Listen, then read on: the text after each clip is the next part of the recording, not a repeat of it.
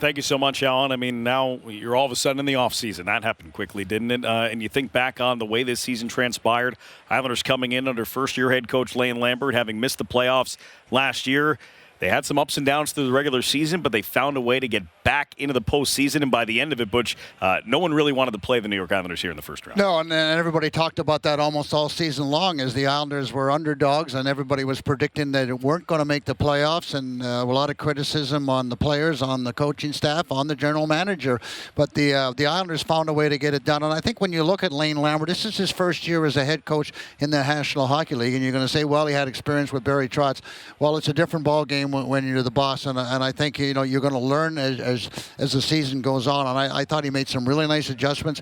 And what he did prove is that this team doesn't quit. So you know what? I know he's unhappy. He wanted a lot more, but I think overall, when you look at what he got done with this hockey team, I think he did a very good job. And when you talk about a guy in his first year as a head coach, you can't ask for much more than having a goaltender like Ilya Sorokin, who really shined this season, far and away the team's MVP, and we've talked about it with how valuable he is to the Islanders, should get some consideration for the league MVP. Well, if there was any doubt whether they had a franchise goaltender, he erased all of that doubt, and not only during the regular season, but in the playoffs. I mean, he's just fabulous. I mean, this was a team that struggled at different times, and whenever they needed a save, it was all about Sorokin, and I think it's pretty common knowledge that Islanders would not have made the playoffs if it wasn't for the fact that Sorokin was so good, and I agree. He was the MVP for the team, and you could certainly see where he would get an awful lot of votes as the MVP in the National Hockey League. So, yes, the Islanders, looking forward to next year, they have a goaltender. They've got that spot solidified. Well, as you start looking forward to next year, so many of these guys are signed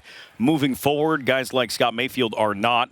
Zach Parise, Pierre Engvall, Semyon Varlamov. So some of these guys may or may not be back here next season, but you look at the guys that will be back here next year. Bo Horvat, Matt Barzal, both starting 8-year contracts next season, and excited to see where those two progress to. Absolutely, and really that's going to be a franchise changer for the Islanders, because if they can hit it off like we saw that first 5 or 7 games that Barzal and Horvat produced, and were exciting to watch, and certainly that's going to be a big part of the off season and then the start of next year. Where do they fit in? What kind of chemistry do they develop? Because if they can get that 1-2 punch going, it's going to create more offense 5-on-5, Brendan. But also the power play is going to be a whole lot better. So that was a struggle. But I'm really interested to see them come through training camp and get a real feel for one another, and hopefully for all the Islander fans and certainly for the Islander organization, that comes to fruition. All right, partner. 7 years in the books. How about that? You're getting rid of me already? Goes by in a flash. Have a great summer. Hit them straight. Yep. We'll send it back over to Alan and Thomas, and we'll see you when we see you. Yeah, thanks, Brendan. Thanks, Butch. Happy to work with you guys again this season. The Islanders falling 2-1 in this game, Thomas. In case you guys missed it, we'll take a look back at how this one played out in Game 6 of the first round series. A game in which the Islanders scored first. For the first time in the series, the team that scored first did not go on to win. It was Clutterbuck with a beautiful shot. Yeah, and this group, this line, it really looked revitalized in the postseason. And Clutterbuck, just a beautiful shot. And that was the effect that they've had the entire series, wearing Carolina down, forcing them to make plays they don't want to, and then reloading quick. And the start that the Islanders had tonight, I don't think you could ask for anything better. They came prepared to play, and it's no surprise that these guys that crash and bang and work so hard are rewarded with a goal early on. The Islanders dominated the second period, did not score, did hit a couple of posts in the third. Sebastian Aho tied it. Yeah, and it looks like this is the only way they were going to get one past Ilya Sorokin. Even strength of the first 3 periods here. Sebastian Aho, like I said, I think this is the point where you look at the other team and you tip your cap to guys like this. Undersized, you saw him take a puck in the face. He wins his battles. He's tough. He's gritty. He's a small guy, but he plays big. And those are the moments. Those are the little things that help separate them and get them into overtime. And you see in this overtime play here, not the clear you want. That's okay. Things happen. It's hockey. A bad angle shot. I talked about that before overtime. It's sometimes an ugly one, and maybe it creates a rebound. Maybe it has a chance to go in, and you can point your finger at any number of guys, or Ilya Sorokin if you want. I think it's a waste of time. That's just the way goals are scored sometimes in the playoffs, and it's an unfortunate way to end. You'd prefer it to be maybe a cleaner play, maybe a nicer play where they had to work a little bit harder for it, but that's the way it goes, and it's not how you draw it up sometimes. It's just how the cookie crumbles. It's just kind of difficult to process, and a sudden end. What do you say when you see the kind of game Sorokin gave you tonight? It was phenomenal for us. The reason why it was a 1-1 game. I think in the third they definitely pressed, and we weren't able to get out of our zone as much as we wanted to, and but he was phenomenal all night. To lose these two games in close fashion in overtime in this series, that's something you'll think back to? Yeah, I mean, you don't. We had two opportunities in this series to get one in overtime, and we didn't. But we put ourselves in a position tonight to win a hockey game, and it didn't go our way. Just your emotions, and obviously, you gave them everything you had, but sometimes the puck doesn't bounce your way. Yeah, it's tough. Obviously, both teams battled hard. Get into OT. I mean, never really know. Like you said, puck can bounce a certain way and find a way in. I mean, this group's been on both sides of it before. But yeah, it's tough. Does this sting even more because you kind of controlled this game for 2 periods, and you could have been easily up 2-3-0? Yeah, I mean, it's going to sting no matter what. Obviously, our first goal was to make it into the playoffs, and the second one's to go all the way and be the team that lifts the Stanley Cup. But and we fell short. But like you said, those first 2 periods might have been our best 2 periods of the series. And I mean, credit to them. They played well. They defended. They defended well, and they did it as a team. We did it as a team. We battled. Like I said, it was a hell of a battle, that series, and it's unfortunate we weren't able to find a way to push it to 7. Sorokin gave you everything he had tonight. Yeah, he's done it all year. I think he's an unbelievable player. It's pretty much his first year being the go-to guy, and I mean, there's not enough words to describe his abilities and the way he shows up and works every day and gives our team a chance to win. So yeah, I mean, he's a hell of a player, without a doubt, one of the best goalies in the league, and we're really fortunate to have him. You guys have fought so much this year to try and get goals. Is that ultimately, I know the style you want to play, but ultimately, does it come down to you have to score more? Yeah, I mean, like I said, we do it as a team. We roll our 4 lines and get in on teams and apply pressure. It's the same that, like I said, the first 2 periods. And yeah, I mean, we'd love to score more goals. Every team would. Yeah, I mean, it was a tight game. Like I said, even those last 2 games at UBS, the scoreboard wasn't as tight as maybe it felt, and yeah, it's disappointing.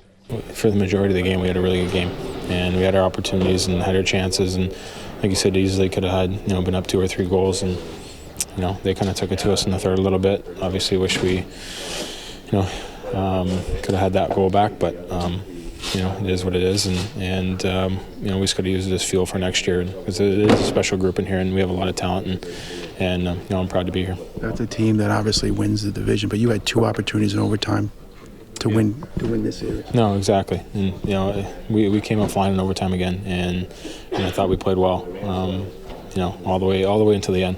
This group is a special group, just of their fight and commitment, and we continually just keep fighting, and like I said, I'm proud to be a part of this group, and and can't wait for next year already. What'd you learn about your goaltender? Yeah, he's phenomenal. He's been our backbone. These guys' backbone for all year and ever since I got here. So he's a special goaltender. We're lucky to have him. It seemed like this game they got a couple bounces. And do you think that was kind of a microcosm of the series? They just get a couple more bounces. Yeah, you'd hate to blame, bounces or, make excuses, but they definitely got their bounces this series, but at the end of the day, they got the job done, and we didn't. So it's obviously it stings, but again, there's a lot of good things that we did this series that we can take into the offseason. We fought hard all year. We had some tough stretches and battled to get here, and we were excited and confident about tonight, and just like I said, couldn't find the second goal when we were pushing in the second, and they come out in the third and get one, and obviously bang one home in overtime. Is it hard to take when you played maybe your two best periods of the series and only had the one goal to show for? Yeah, it's definitely a tough one to swallow. Credit to their team and Freddie and net. I think he made some big saves for them in the second when we were really swarming, and we just couldn't get that insurance goal, and ultimately that was the one that I guess cost us, and they came out hard in the third, and we just didn't do enough to get a win. But guys need to walk out of here with their heads held high. I think like I said, we put a lot of work in to get here, and had our adversity throughout the year, had some key guys out of the lineup, and still proud of the group and how far we came this year, and but at the same time it hurts bad, and we'll sit on this one for a little while and then get ready for next season. I learned about you like this with so many guys who've been together for so many years. Obviously, any playoff loss is going to hurt, but does it sting extra much for the guys who have been together for, go back to 13 and 15? Yeah, I can't speak for everybody, obviously, but I would imagine it stings for the young guys too. But the longer you're in this league, the harder you realize it is to win, and every time you have an opportunity, you try to make the best of it. But it sucks, but this one, we'll wear this one for a little while, and like I said, get back on the horse and get ready for next year. Your team played, those first two periods, you could have easily been up 2-3-0. Just, your mindset going into the third? Yeah, well, we had a chance. We had a couple chances to go up by more than one. No question about it. I thought the third period we failed to execute. Had too many turnovers, and just they came hard, and we needed to make more plays. How tough is that in this series? You have two games in overtime, and you're right there, and they get the bounce. Well, like you say, two games in overtime. Both of those games we held a third period lead, so it stings.